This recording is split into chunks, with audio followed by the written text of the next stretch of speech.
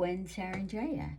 I'm the creator and author of Montage Mirage Photo Tapestries, How to Create Photo Art from Your Heart. I will be teaching the basic principles I've developed in the book, beginning with what to do with all those selfies. I'll show you dozens of layouts to inspire you to create your own. Later, I'll bring in my book, Frank Lloyd Wright's Marin County Civic Center, where I'll demonstrate how these principles apply to architecture. We'll also be referencing my book, The Healing House, The Gift of Dad's Final Years. And there's a short video on my website, gwensarandrea.com, that you can enjoy. Hi, I'm Gwen Sarandrea. My book, Montage Mirage Photo Tapestries, will teach you the basic principles and techniques that I have developed that will guarantee you're creating beautiful Montage Mirage photo tapestries that you can sign, mat, frame, and hang on the walls for everyone to enjoy. It is very therapeutic to sit down with your favorite photographs and arrange them and create beautiful artworks. Art is all about feeling, so you're going to involve your heart in this process. The supplies that you will need will be a table to work on, acid-free poster board, small scissors for delicate trimming, double-sided tape or glue stick for adhesion, masking tape to secure the edges of your poster board. Always color copy your favorite photographs first, so you're working with the copies, not the originals.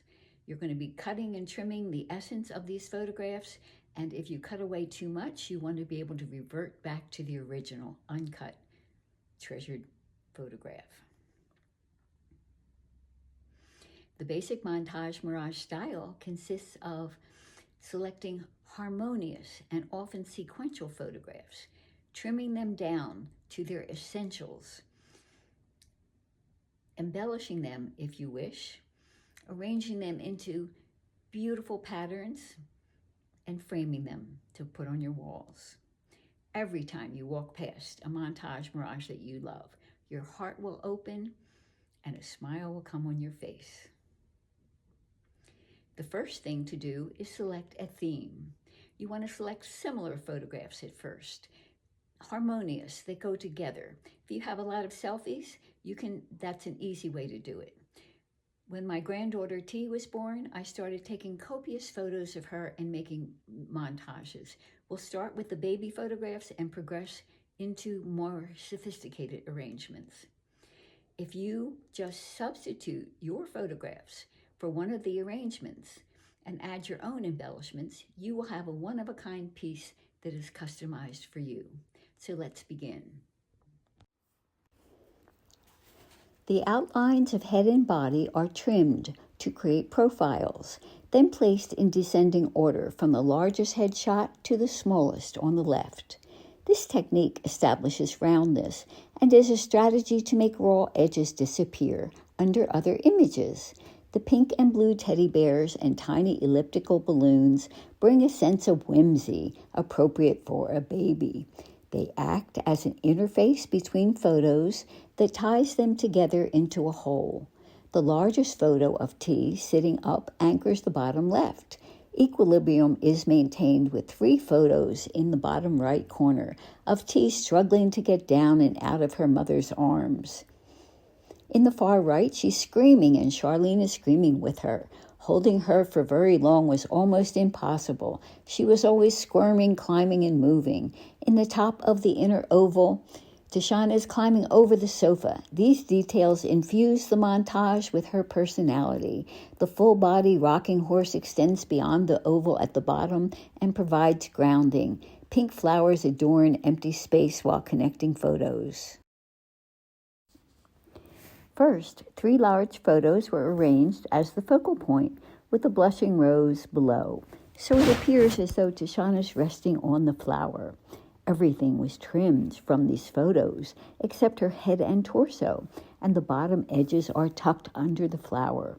The middle piece is surrounded with shots of Tashana building blocks.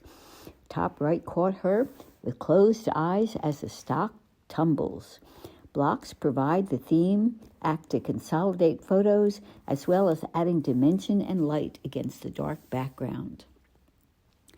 The outer over features her in a patterned periwinkle dress and powder blue sunsuit. In the lower right, another bigger shot in the oversized carousel horse sweatshirt was placed to equalize and add weight.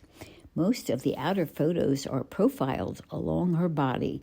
By snipping her silhouette on the outer edges of the circle, an intriguing shape is formed.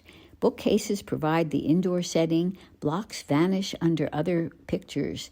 An inner circle within an outer circle is a basic formula to follow that has been used in myriad ways. This montage developed into a simple oval shape like a backward D. Each montage is a visual story. You experience the personality of the individual through a series of photos, changing facial expressions and physical activities while participating in the feelings generated by the entire scene.